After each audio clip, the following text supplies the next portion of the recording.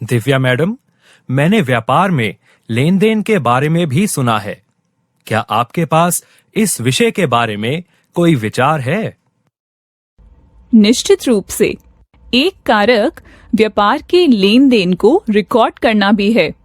व्यापार लेन देन के रिकॉर्ड के बिना ये बहुत मुश्किल होगा कि क्या व्यवसाय लाभ में है या हानि में। क्या आप मुझे बता सकते हैं कि व्यापार में लेन देन कैसे किया जाता है? जरूर। इसके लिए आपको सबसे पहले व्यापार लेन देन को रिकॉर्ड करने के लिए उपयोग किए जाने वाले 3 वित्तीय विवरणों के बारे में जानना होगा। वो क्या है?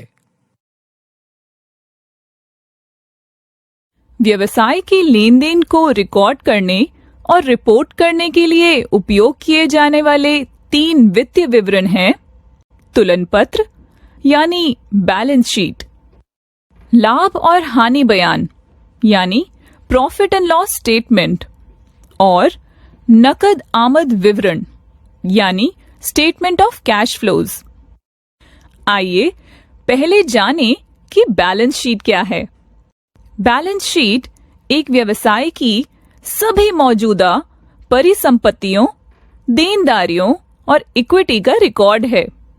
यह पूंजी के उपयोग को मापता है। पूंजी के स्रोतों के बराबर होनी चाहिए। उससे हम यह अनुमान लगा सकते हैं कि कुल संपत्ति कुल देयता और इक्विटी के बराबर है। एक वर्ष के दौरान एक बैलेंस शीट बदल जाती है क्योंकि एक व्यापार प्रतिनिधि पूंजी होती है, नई पूंजी जुटाती है, नई संपत्ति प्राप्त करती है और पुरानी संपत्ति बेचती है। हालांकि हर समय कुल संपत्ति को कुल देनदारियों और इक्विटी के बराबर होना चाहिए। एक बैलेंस शीट में इक्विटी और देनदारियां पहले आती हैं, जिसके बाद परिसंपत्ति होती है। दिव्या मैडम, क्या आप मुझे एक सरल उदाहरण प्रदान कर सकते हैं ताकि मैं बैलेंस शीट के बारे में बेहतर समझ सकूं? जरूर अनिल। इस अवधारणा को बेहतर ढंग से समझने के लिए आइए एक साधारण उदाहरण देखें। चलो देखते हैं। एक व्यक्ति राजू के पास 20,000 रुपए हैं और वह सब्जियां बेचने के लिए एक ठेला खरीदना चाहता है। 20,000 रुपए व्यापार में उसकी इक्विटी है। उन्होंने अपने व्यवसाय के लिए अपने स्वयं के धन का 20,000 रुपए प्रदान किया है, जो बैलेंस शीट के परिसंपत्ति पक्ष पर दर्ज किया जाएगा। बैलेंस शीट से पता चलेगा कि राजू की इक्विटी 20,000 है क्योंकि उसके पास 20,000 रुपए की संपत्ति है। उसकी देनदारियां 0 हैं। अब मान लें कि वह अपने ठेले को खरीदने के लिए नकद में 10,000 रुपए का भुगतान करता है। बैलेंस शीट में अब यह दिखाया जाएगा कि उसकी इक्विटी 20,000 रुपए है, जबकि उसकी नकद संपत्ति 10,000 है क्योंकि उसने उस राशि को ठेला खरीदने के लिए भुगतान किया था। उनकी देनदारियां अभी भी 0 हैं। ठेले की खरीद अब बैलेंस शीट पर दर्ज हो गई है। तालिका से आप यह नोट कर सकते हैं कि बैलेंस शीट का बायां हिस्सा नहीं बदला है क्योंकि राजू ने अपने ठेला व्यवसाय को कोई अतिरिक्त पूंजी प्रदान नहीं की है। एक बैलेंस शीट P&L स्टेटमेंट के बिना अधूरी है। P&L स्टेटमेंट क्या है मैम? चलो देखते हैं P&L स्टेटमेंट क्या है। P&L स्टेटमेंट एक निश्चित अवधि में एक व्यवसाय के सभी राजस्व और लागतों का रिकॉर्ड है। सबसे अधिक बार इसकी गणना हर तिमाही या हर साल की जाती है। व्यवसाय के लाभ को उसके राजस्व और उसकी सभी लागतों के बीच के अंतर के रूप में परिभाषित किया गया है। राजू ठेले वाला उदाहरण के साथ जारी रखते हुए बता दें कि राजू सब्जियां खरीदने के लिए 2,000 रुपए खर्च करता है। यह उसकी लागत है। अभी के लिए चिंता न करें कि यह उसकी बैलेंस शीट को कैसे प्रभावित करेगा। फिर वह अपनी सब्जियों को कुल 3,000 रुपए में बेचने का फैसला करता है। यह उसका राजस्व या बिक्री है। उसके P&L स्टेटमेंट को अब कुल राजस्व के रूप में 3,000 रुपए के रूप में दिखाया जा सकता है, जबकि सब्जियों को खरीदने की लागत 2,000 रुपए है। उनका लाभ राजस्व माइनस लागत है, जो 1,000 रुपए है। दरअसल P&L का स्टेटमेंट सभी ट्रांजैक्शंस को प्रोद्भवन यानी एक्रूवल बनाम कैश आधार पर रिकॉर्ड करता है। प्रोद्भवन बनाम नकद आधार? मैं समझाती हूँ कि प्रोद्भवन बनाम नकद आधार क्या है। राजू ठेले वाला सब्जी विक्रेता के उदाहरण में सोचे कि उनके ग्राहक उन्हें सप्ताह के अंत में केवल 3,000 रुपए का भुगतान करेंगे। एक दिन के आधार पर 3,000 रुपए को उस दिन राजस्व के रूप में दर्ज किया जाएगा जब वह ग्राहकों को सब्जियां बेचता है, भले ही ग्राहक उसे भुगतान करे या ना करे। इसी तरह अगर उसने उस व्यक्ति को 2,000 रुपए का भुगतान नहीं किया है जिसने उसे आज सब्जियां सप्लाई की हैं, तो उसे अभी भी P&L स्टेटमेंट पर लागत के रूप में आज ही रिकॉर्ड करना होगा, भले ही उसे अपने सब्जी आपूर्तिकर्ता को भुगतान करने में 7 से 8 दिन लगे। यह प्रोद्भवन बनाम नकद आधार व्यवसाय है। अतः बिना किसी गणना के प्रोद्भवन बनाम नकद आधार में यदि लेन देन P&L के स्टेटमेंट में नकद आधार पर दर्ज किए गए हैं, तो इस स्थिति में उनके पास शून्य राजस्व, शून्य लागत और शून्य लाभ होगा, क्योंकि उनके ग्राहकों ने उन्हें भुगतान नहीं किया है और उन्होंने आपूर्तिकर्ता का भुगतान नहीं किया है। ऐसी स्थिति को बेहतर ढंग से समझने के लिए हमें नकदी प्रवाह के विवरण को जानना होगा। तो हमें नकदी प्रवाह के कारक पर भी ध्यान रखना होगा। बिल्कुल सही। नकदी प्रवाह के बयान के बिना यह जानना मुश्किल होगा कि व्यवसाय मौद्रिकवार कैसे काम कर रहा है। यह देखते हुए कि P&L स्टेटमेंट एक प्रोद्भवन आधार पर लेन देन रिकॉर्ड करता है, यह समझने के लिए इसका उपयोग करना मुश्किल है कि किसी भी समय किसी व्यवसाय के पास कितना नकदी है, विशेष रूप से कई लेन देन वाले बड़े व्यवसायों के लिए। P&L स्टेटमेंट किसी भी एसेट खरीद या बिक्री को शामिल नहीं करता है, साथ ही किसी भी पूंजी को बढ़ा या चुकाया भी नहीं जाता है। एक व्यवसाय नकदी के बिना लंबे समय तक जीवित नहीं रह सकता है। नकदी प्रवाह की स्टेटमेंट इस अंतर को भरती है। नकदी प्रवाह नकदी से संबंधित राजस्व, लागत, निवेश और वित्त पोषण पर नजर रखता है और प्रत्येक अवधि में किसी व्यवसाय द्वारा उत्पन्न या उपयोग की गई अतिरिक्त नकदी की रिपोर्ट करता है। तो आखिरकार हम देख सकते हैं कि नकद ही राजा है। Cash is king. निश्चित रूप से। आइए नकदी प्रवाह के विवरण के बारे में अधिक जानें। क्या नकदी प्रवाह में भी कई भाग होते हैं, दिव्या मैम? हाँ, होते हैं। नकदी प्रवाह में 3 भाग होते हैं। ऑपरेटिंग गतिविधियों से नकदी प्रवाह, वित्तीय गतिविधियों से नकदी प्रवाह और निवेश गतिविधियों से नकदी प्रवाह। आइए उनमें से प्रत्येक को देखें कि वे कैसे काम करते हैं। पहला ऑपरेटिंग गतिविधियों से नकदी प्रवाह है। सक्रिय गतिविधियों में कच्चे माल की खरीद और प्रसंस्करण और व्यवसाय के उत्पादों और सेवाओं की बिक्री से संबंधित सभी गतिविधियां शामिल हैं। दूसरा वित्त पोषण गतिविधियों से नकदी प्रवाह है। वित्त पोषण गतिविधियों में ऋण और इक्विटी के माध्यम से जुटाई गई पूंजी के साथ साथ चुकाए गए ऋण और लाभांश का भुगतान भी शामिल है। तीसरा निवेश गतिविधियों से नकदी प्रवाह है। निवेश गतिविधियों में संयंत्र, मशीनरी, कंप्यूटर, फर्नीचर के साथ साथ अन्य व्यवसायों के शेयरों की लंबी अवधि की संपत्ति की खरीद और बिक्री शामिल है। क्या यह जानना बहुत मुश्किल नहीं होगा कि बड़ी व्यावसायिक स्थिति में नकदी कैसे बह रही है? निश्चित रूप से।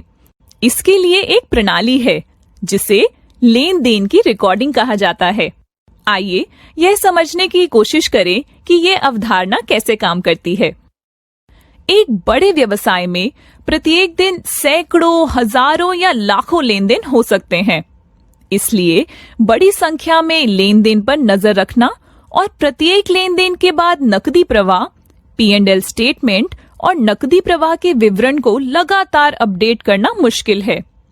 एक भी लेन देन छूटने से व्यवसाय के लिए गंभीर परिणाम हो सकते हैं। दुनिया भर में लेखाकार यानी अकाउंटेंट्स लेन देन को रिकॉर्ड करने के लिए डबल एंट्री सिस्टम का उपयोग करते हैं। डबल एंट्री सिस्टम ये क्या है? कालानुक्रमिक क्रम में लेन देन को सामान्य पत्रिका में दर्ज किया जाता है। इसके सहित प्रत्येक लेन देन इस खाते को प्रभावित करता है। सामान्य पत्रिका में प्रत्येक लेन देन में 2 प्रविष्टियां होती हैं, एक डेबिट और एक क्रेडिट। इस कारण से इसे डबल एंट्री सिस्टम कहा जाता है, जो कम से कम 2 बही खातों को प्रभावित करता है। बाईं ओर डेबिट दर्ज किए गए हैं और दाएं हाथ की ओर क्रेडिट हैं। हर लेन देन के लिए कुल डेबिट पक्ष पर कुल क्रेडिट पक्ष बराबर होना चाहिए।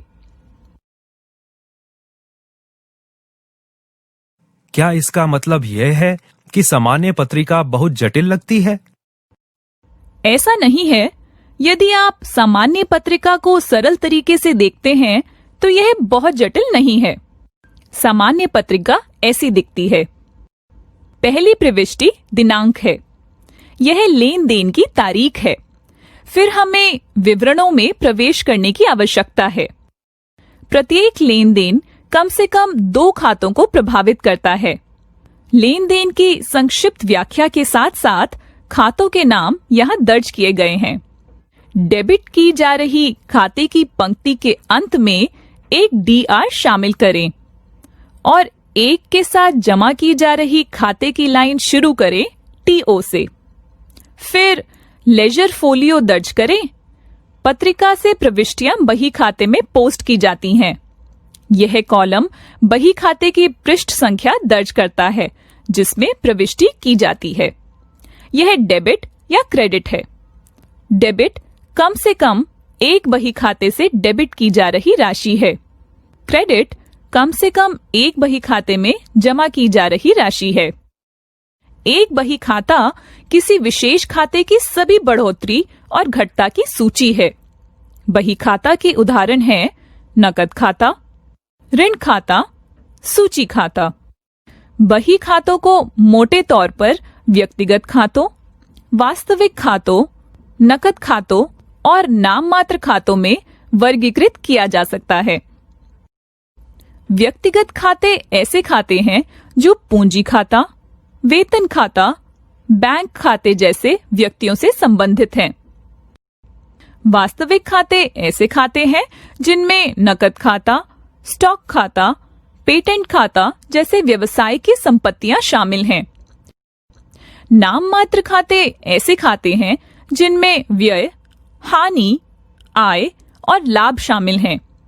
सामान्य बही खाता सभी बही खातों का एक संग्रह है। अब सिद्धांत यह है कि कैसे निर्धारित किया जाए कि कुछ डेबिट है या क्रेडिट। अच्छा, यह कैसे करते हैं? सिद्धांत व्यक्तिगत खातों, वास्तविक खातों और नाम मात्र खातों पर निर्भर करता है ताकि डेबिट या क्रेडिट की जांच की जा सके। व्यक्तिगत खातों में डेबिट लेने वाला है और क्रेडिट देने वाला है। वास्तविक खातों में डेबिट वही है जो अंदर आता है और क्रेडिट जो बाहर जाता है। नाम मात्र के खातों में डेबिट सभी घाटे और खर्च है और क्रेडिट सभी लाभ और आय है। अब फिर से यदि आप राजू ठेले वाले की उदाहरण को देखें और उन्होंने अपना व्यवसाय कैसे शुरू किया तो आप बेहतर समझ पाएंगे। राजू ने इक्विटी पूंजी को ₹0 से 2000 रुपए तक बढ़ाया और साथ ही साथ नकदी में ₹0 से 2000 रुपए तक वृद्धि की। नकद एक वास्तविक खाता है क्योंकि यह व्यवसाय के स्वामित्व में है और यह व्यवसाय में आ रहा है। यह भी ध्यान रखें कि डेबिट वही है जो अंदर आता है। राजू का योगदान वह पूंजी है जो वह अपने व्यवसाय को देता है और इसलिए एक व्यक्तिगत खाता है जिसे जमा करने की आवश्यकता होती है। फिर से याद करें, क्रेडिट देने वाला है, तो यह लेन देन सामान्य जनरल में दर्ज किया जाएगा, यह मानते हुए कि यह 1 जनवरी 2019 को किया गया है। 3 जनवरी 2019 को उन्होंने सब्जियां खरीदने के लिए 2000 रुपए खर्च किए और उन्हें 3000 रुपए के लिए बेच दिया।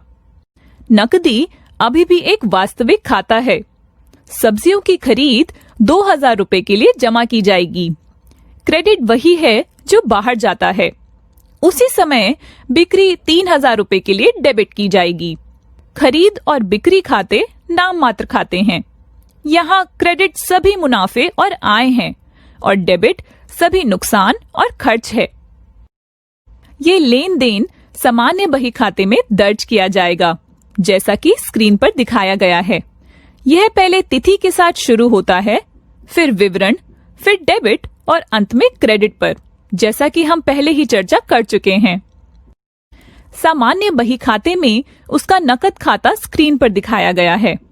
यहाँ ब्यौरे और राशियों पर प्रकाश डाला गया है।